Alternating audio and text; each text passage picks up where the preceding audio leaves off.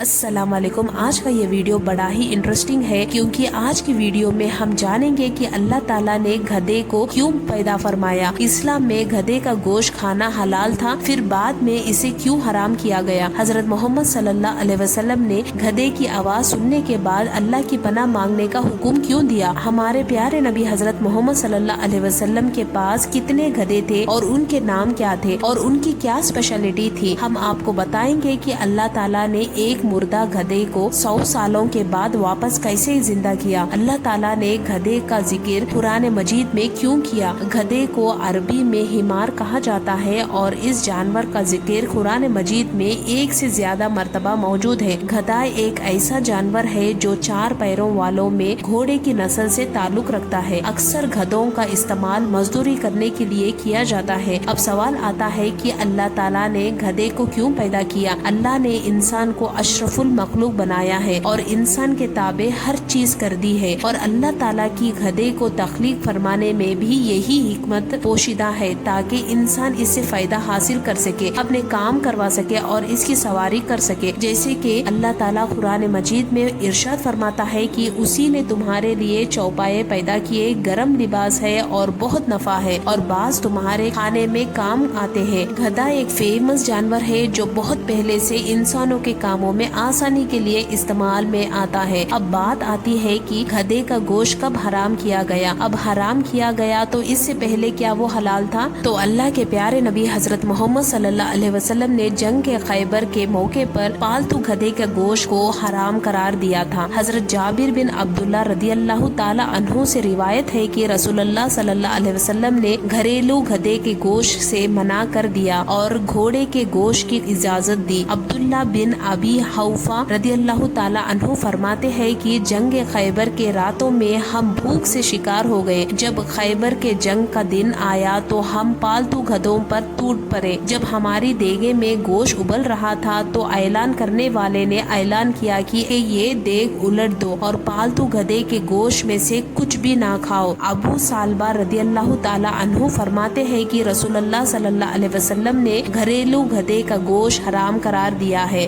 غزوہ خیبر سے پہلے گدھا حلال تھا اور اس سے کھانے کی اجازت، مگر غزوہ خیبر کے دن رسول اللہ صلی اللہ علیہ وسلم نے پالتو گدھے کا گوشت کھانے سے منع کر دیا۔ گدھے کی زندگی کی بات کریں تو سائنٹیفکلی گدھے کی جو زندگی ہوتی ہے وہ 40 to 45 ایئرز تک ہوتی ہے۔ گدھے کو یہ شرف حاصل ہے کہ اس جانور کے اوپر انبیاء نے سواری کی ہے۔ اللہ کے پیغمبر حضرت موسیٰ علیہ السلام نے اس پر سواری کی، اور اللہ کے پیغمبر حضرت عیسیٰ علیہ السلام اور اللہ کے پیغمبر حضرت عزیر علیہ السلام اور ہمارے نبی حضرت محمد صلی اللہ علیہ وسلم نے بھی اس پر سواری کی ہے۔ اور اب بات آتی ہے کہ اللہ کے نبی حضرت محمد صلی اللہ علیہ وسلم نے گدھے کی آواز سننے پر کیا کرنے کا حکم دیا۔ حضرت ابو ہریرہ رضی اللہ تعالی عنہ فرماتے ہیں کہ اللہ کے رسول حضرت محمد صلی اللہ علیہ وسلم نے فرمایا، جب تم گدھے کی آواز سنو تو اللہ کی پناہ طلب کرو، کیونکہ گدھا شیطان کو دیکھ کر چلاتا ہے۔ ہمارے پیارے آقا حضرت محمد صلی اللہ علیہ وسلم کے پاس ایک گدھا تھا جس کا نام یافور تھا، اور یہ بھی روایت ملتی ہے کہ ہمارے پیارے آقا حضرت محمد صلی اللہ علیہ وسلم یافور کو بھیجا کرتے تھے کہ فلاں صحابی کو بلا کر لاؤ، تو یہ گدھا جاتا اور صحابی کے دروازے کو پکڑ کر کھٹکھٹاتا تھا، تو وہ صحابی یافور کو دیکھ کر سمجھ جاتے کہ اللہ کے رسول صلی اللہ علیہ وسلم نے مجھے بلایا ہے۔ وہ فوراً ہی یافور کے ساتھ دربار نبوی میں حاضر ہو جاتے۔ تو اب ہم آپ کو بتاتے ہیں کہ اللہ تعالیٰ نے کیسے ایک مردہ گدھے کو 100 سالوں کے بعد، یعنی اس کی ہڈیاں سڑنے گلنے کے بعد بھی اس گدھے کو واپس زندہ کیا۔ کائنات میں اللہ تعالیٰ کے قدرت کے کرشمے ہمیشہ دکھائی دیتے ہیں، جس سے اللہ تعالیٰ کی قدرت اور جلال کا پتہ چلتا ہے۔ ایسے ہی ایک واقعہ اللہ کے پیغمبر حضرت عزیر علیہ السلام کا ہے، جن کے متعلق مشہور ہے کہ انہیں ساری تورات زبانی یاد تھی، اور اس وقت کے بادشاہ نے شام پر حملہ کر کے بیت المقدس کو ویران کر دیا تھا اور بہت سے اسرائیلیوں کو قید کر کے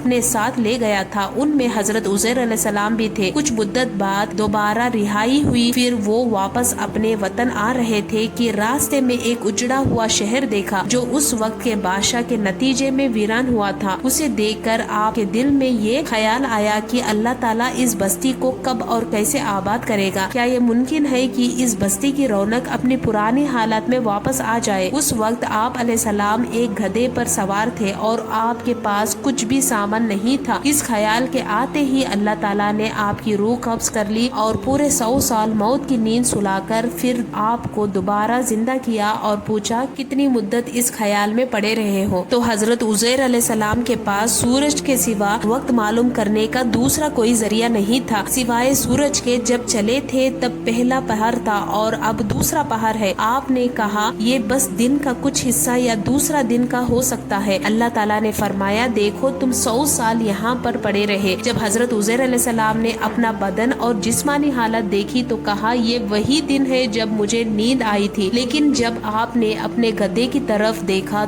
ہڈیاں تک بوسیدہ ہو چکی تھی، تب سمجھا اور یقین کیا کہ 100 سال گزر چکے ہیں۔ آپ کے دیکھتے ہی دیکھتے گدھے کی ہڈیاں میں پیدا ہونے لگی، پھر وہ جھرنے لگے، ہڈیاں پر گوشت چڑھا اور گدھا دیکھتے ہی دیکھتے زندہ ہو کر کھڑا ہو گیا۔ پھر آپ نے بستی کی طرف دیکھا تو وہ بالکل پہلے کی طرح آباد تھی۔ حضرت عزیر علیہ السلام 100 سال کے بعد زندہ ہونے کے بعد شہر کے دورہ فرماتے ہوئے اس جگہ پہنچ گئے جہاں 100 برس پہلے آپ کا مکان تھا۔ نہ کسی نے آپ کو پہچانا، نہ آپ کسی کو پہچان سکے، مگر ایک بہت بوڑھی اور اپاہج عورت مکان کے پاس بیٹھی تھی جس نے اپنے بچپن میں حضرت عزیر علیہ السلام کو دیکھا تو آپ نے اسے پوچھا کیا یہ عزیر کا مکان ہے؟ اس نے جواب دیا جی ہاں یہ عزیر کا مکان، مگر آپ عزیر کے بارے میں کیوں پوچھ رہے ہو؟ وہ تو 100 سال سے لاپتہ ہے۔ بڑھیا رونے لگی تو آپ نے فرمایا اے بڑھیا میں ہی عزیر ہوں۔ تو بڑھیا نے کہا سبحان اللہ، آپ عزیر کیسے ہو سکتے ہو؟ آپ نے فرمایا اے بڑھیا مجھ کو اللہ تعالیٰ نے 100 برس تک مردہ رکھا، پھر مجھے دوبارہ زندہ کیا اور میں اپنے گھر آ گیا ہوں۔ بڑھیا نے کہا حضرت عزیر علیہ السلام ایسے با کمال تھے کہ ان کی ہر دعا قبول ہوتی تھی۔ اگر آپ حضرت عزیر علیہ السلام ہیں تو میرے لیے دعا کیجیے کہ میری آنکھوں میں روشنی آ جائے اور میرا فالج ٹھیک ہو جائے۔ حضرت عزیر علیہ السلام نے دعا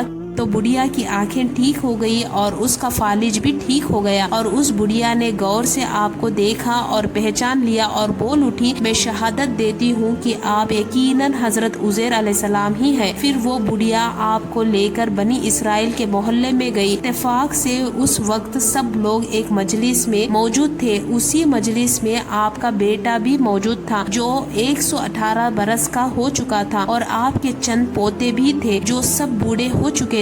بڑھیا نے مجلس میں شہادت دی اور اعلان کیا اے لوگوں بلا صبح یہ حضرت عزیر علیہ السلام ہی ہیں، مگر کسی نے بڑھیا کی بات کو صحیح نہیں مانا۔ اتنے میں ان کے بیٹے نے کہا میرے باپ کے دونوں کاندھوں کے درمیان ایک کالے رنگ کا مسا تھا جو چاند کی شکل کا تھا، چنانچہ آپ نے اپنا کرتا اتار کر دیکھا تو وہ مسا موجود تھا۔ پھر لوگوں نے کہا حضرت عزیر علیہ السلام کو تورات زبانی یاد تھی، اگر آپ عزیر ہیں تو پہلے تورات پڑھ کر سنائے۔ آپ نے بغیر کسی جھجک کے فوراً پوری تورات پڑھ کر سنا دی۔ اس وقت کے بادشاہ نے بیت المقدس کو تباہ کرتے وقت 40,000 تورات کے عالم کو چن چن کر قتل کروا دیا تھا اور تورات کے سبھی کتابوں کو جلا دیا تھا اور زمین پر تورات کا کوئی بھی پنا باقی نہیں رہنے دیا تھا۔ اب سوال یہ پیدا ہوتا ہے کہ حضرت عزیر علیہ السلام نے جو تورات پڑھی ہے کیا وہ صحیح ہے یا غلط؟ تو ایک آدمی نے کہا میں نے اپنے باپ سے سنا ہے کہ ہم لوگوں کو جس دن بادشاہ نے گرفتار کیا